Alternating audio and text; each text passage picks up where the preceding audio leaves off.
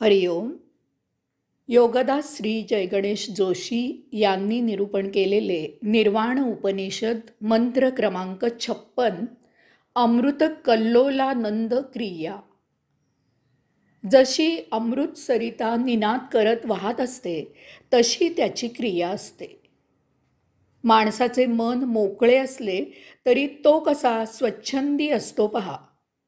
उन्मेषाने मजेत क्रिया करत असतो, गात असतो, नाचत असतो. कोणतेही कारण नसताना चेहऱ्यावर हास्य असते. हे त्याचे हास्य मोकळेपणा त्याच्या सन्निध येणाऱ्यांनाही आनंद देते. अशा वेळी त्याच्याकडून जे काही काम केले जाते ते चांगल्या दर्जाचे होते. तेथे काम उरकण्याचा उद्देश नसतो. अशा वेळी काम करताना तो त्या कामाचा आनंद घेतो. उन्मनी अवस्थेतील निर्वाण योग्याचे मन कायम करता नष्ट झालेले असते. येथे आता जीवनभर मनातीत अवस्था मिळालेली असते. त्यामुळे असा योगी अमृताची नदी वाहत असावी तसा वर्तन करत असतो. त्याच्याकडून श्वासाश्वासाला क्षणाक्षणाला आनंदमय लहरी प्रस्वत असतात. त्याच्या प्रत्येक कृतीतून सुगंध दरवळत असतो. त्याच्या सन्निध येणारे सुखदुःखाच्या पलीकडे निघून जातात आणि त्याच्यासारखेच आनंदाचे डोही आनंद तरंगे होतात. आता पुढचा मंत्र, मंत्र क्रमांक 57 पांड सागनम महासिद्धांतः. स्वच्छ आकाश हा त्यांचा महासिद्धांत आहे. बाह्य आकाश. आपण सर्वसाधारणपणे नेहमी ज्या आकाशाचा उल्लेख करतो ते बाह्य आकाश असते. आपण नेहमी पंचमहातत्वांपैकी जे पहिले तत्व त्या आकाशाबद्दल बोलत असतो. ह्या आकाशामधून पुढे वायू, तेज, आप आणि पृथ्वी अशी आणखी 4 तत्वे निर्माण झाली. या आकाशाचे दर्शन आपल्याला ते जसे आहे तसे फार कमी वेळेला होते. हे आकाश सदा स्वच्छ निर्मळ असते. ते मलिन होण्याचे कारण नसते. तसे ते मलिन होतही नाही. परंतु आपण आणि आकाश यामध्ये धूळ असते, ढग असतात. बहुतेक वेळी हे आकाश आपल्याला धुळीने, ढगांनी व्यापलेले दिसते. त्यामुळे स्वच्छ निर्मळ अशा आकाशाचे दर्शन आपल्याला क्वचित होत असते. ज्या दिवशी ढग नसतात त्या दिवशी आपल्याला आकाशात चंद्र, तारे, चांदण्या दिसतात. आपण म्हणतो की आज आकाश कसे निरभ्र आहे, हवा छान आहे, स्वच्छ आहे. वास्तवात आकाश नेहमी स्वच्छ निर्मळ असते. जर आपण विमानातून ढगांच्या पलीकडे गेलो तर आपल्याला तसे स्वच्छ निर्मळ आकाश दिसते. आकाश म्हणजे निव्वळ पोकळी असते, रिकामी जागा असते. त्यामुळे सर्व रिकाम्या जागी आकाशच असते. उदाहरणार्थ 2 वस्तूंमध्ये, रिकाम्या भांड्यामध्ये, रिकाम्या पिंपामध्येही आकाशच असते. बोली भाषेमध्ये आपण तसे म्हणत नाही इतकेच. अध्यात्माप्रमाणे आत्मब्रह्म सर्वत्र व्यापलेले आणि पसरलेले आहे. आत्मब्रह्मामधूनच हे विश्व आणि या विश्वातील तमाम वस्तू जगत निर्माण झालेले आहे. आत्मब्रह्म जसे वस्तूमध्ये आहे तसेच ते 2 वस्तूंच्या मध्येही आहे. वस्तूंमधील पोकळीतही आहे. या विश्वात अशी एकही जागा नाही की जिथे आत्मब्रह्म नाही. अंतस आकाश. पोकळीला आकाश असे म्हटल्यावर आपल्या शरीरातील पोकळीतही आकाश असते हे ओघानेच आले. आपल्या अंतःकरणातील आकाश हे महादिव्य आकाश आहे. येथे दिव्य गुह्य गुहेत अंतरात्मा असतो. या दिव्य गुह्य गुहेमधूनच परमात्म्याकडे जायचा गुप्त मार्ग असतो. येथेच जीवात्म्याचा जन्म होतो. येथूनच देह धारणा केली जाते. येथेच जीवात्मा अंतरात्म्याची सेवा करत असतो.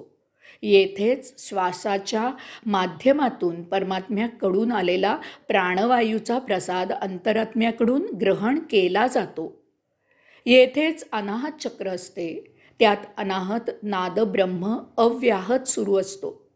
येथूनच कर्मेंद्रियांना कर्म करायची आज्ञा केली जाते. हे आकाश महासूक्ष्म आहे. ज्याप्रमाणे बाह्य आकाशात ढग असतात आणि त्यामुळे बाह्य आकाश जसे मलिन होते, त्याचप्रमाणे या अंतस आकाशात आपल्या विचारांचे आणि विकारांचे ढग असतात. त्यामुळे हे अंतस आकाश मलिन होते. आपण ध्यानाने अंतःकरणात उतरून जेव्हा अंतरात्म्याकडे जाऊ लागतो, तेव्हा आपल्या मार्गात ह्या विचारांच्या आणि विकारांच्या ढगांचा अडथळा होतो. हे ढग दूरही होत नाहीत. ते अतिचिवट अशा विकारांनी भरलेले असतात. त्यांना भेदून पलीकडे जाता येत नाही. यास्तव हे ढग नष्ट करावे लागतात. तेव्हाच अंतःकरण स्वच्छ होते आणि आपला अंतरात्म्याप्रत जाण्याचा मार्ग सुकर होतो. तेव्हा अध्यात्मात स्वच्छ आणि निर्मळ आकाश याचा अर्थ अंतस आकाश, निर्विचारी आणि निर्विकारी असणे असा आहे. महासिद्धांत. ऋषींनी म्हटलेलं आहे की स्वच्छ आकाश हा महासिद्धांत आहे. कारण विचारांचे आणि विकारांचे ढग नष्ट केले की आपण निर्विकारी निर्लेप होतो. आपले मन जीवात्म्यात विलीन होते. त्यामुळे आपले आचरण प्रकृतीजन्य त्रिगुणाच्या आहारी जाऊन न देत होता ते आत्मप्रेरणेने होऊ लागते. त्या योगे आपण गुणातीत होतो. आपले संचित संपुष्टात येते. त्यात नवीन भोगांची भर पडत नाही. भोगांची भर होत नाही. अशा प्रकारे आपण भोगमुक्त होतो. आपल्याला ध्यानसमाधीचा प्रसाद प्राप्त होतो. आपल्याला परमात्म्याचा साक्षात्कार होतो. त्या योगे आपण सायुज्य मुक्त होतो. हाच जीवनाचा आनंद योग असतो. हाच कैवल्यानंद असतो. हा महासिद्धांत साध्य आणि सिद्ध करायला नित्य नियमित आध्यात्मिक वाचन, सत्संग, अध्यात्म योगसाधना, ध्यानसमाधी अशी योगसाधना नित्य नियमित करत असणे, याला अन्य पर्याय नाही. यासाठी अध्यात्माचा अथांग सागर उपलब्ध आहे. आपल्याला शक्य होईल तितका सत्संग आणि व्यासंग करावा. नित्य नियमित योग साधना करत असावे. अशा या योग साधनेला त्यातल्या त्यात कमीत कमी निदान योग साधना आणि पातंजल योगसूत्रे यांची योगसिद्धीसाठी, तसेच ईशावास्य उपनिषद आणि निर्वाण उपनिषद यांची ज्ञानसिद्धीसाठी, तसेच श्री ज्ञानेश्वर माऊलींचा हरिपाठ आणि देवमहर्षी श्री नारद भक्तिसूत्रे यांची भक्तिसिद्धीसाठी, आणि शेवटी कर्म, ज्ञान, भक्ती यांच्या त्रिवेणी संगमासाठी अत्यंत पवित्र अशी श्रीमद भगवद्गीता, अशा या सप्त सागरांच्या पारायणाची जोड द्यावी. त्या योगे कर्मयोगात भक्तियोग उदित होऊन ज्ञानयोगाने महासिद्धांत संपन्न होतो. अंतःकरण आणि विकार. ऐकायला सुद्धा महाविचित्र वाटते की अतिपवित्र शुद्ध अशा अंतःकरणात, जिथे प्रत्यक्ष अंतरात्म्याचे वास्तव्य आहे, तेथे भौतिक विचारांचा कल्लोळ माजतो आणि अति अशुद्ध असे विकारही वास्तव्य करतात. हीच तर शक्तीची स्वतंत्रता आहे. शक्ती एककल्ली असू शकत नाही. ती लवचिक असते. तिला जसे वाकवावे, वळवावे, मार्गी लावावे तशी ती कार्य करते. अशा वेळी तेथे त्या शक्तीचा दोष नसतो, त्या कार्याचा दोष नसतो, तर ते कार्य नियंत्रित करणाऱ्याचा, ती शक्ती वापरणाऱ्याचा दोष असतो.